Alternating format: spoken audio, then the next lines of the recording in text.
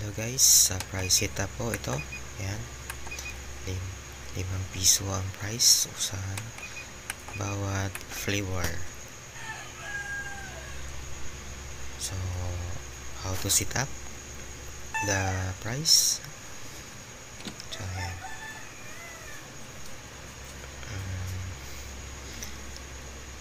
Ito yung universal coins lang. Alan Universal Coins lang. Gusto nyong bumili, link in the description. So, how to set up the price. Yan, mood switch. Nakikita nyo yan. Pindutin nyo yan ng isang beses.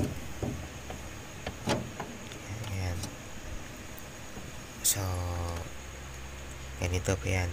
Naka-blue. So, PO. Price 0. So, pipindutin ng mood switch isang beses. So, all blue. Naka-red ang sa display set. Naka-set. So, yan. Yung water niya. 90. Highest. Ang lowest is 85. Ito, yung price. So, ito. So, 1. So, gusto nyo itaas. Yan. Up. Hanggang 5 kasi 5 piso yung price ko kada powder. So powder 2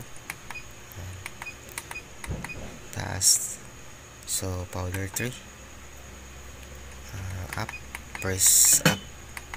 So 5 piso yan. So kada powder. So mode, press mo mode ulit, tapos dito sa loob yung mood switch para ma-save. At yan, yung 1, 2, 3 lang ang naka blue, tsaka naka PO na siya, price 0.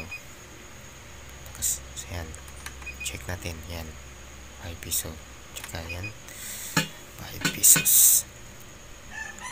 So kahit pindutin mo dito, hindi na yan magagalaw kasi yung nakailaw na blue is 1, 2, 3. So, price 0. Listing. Tigpi piso. 5 piso. So, 1, 2, 3, 4, 5. So, 5 pesos. Okay? So, 1, 2, 3. So, testing tayo ng caramel. Ayan, cup. Kung naguhulog na ng cup. Ayan.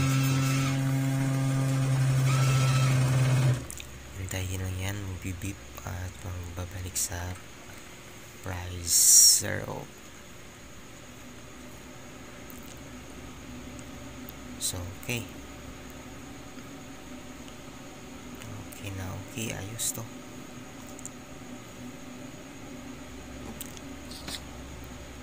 Ayan. Price 0. So, nag-hitting siya. Lowest is 85. Ang highest is 90. So, pag 90, okay na yan. Magpabalik ng price 0. Tapos, blue. Ayan. Hitting symbol.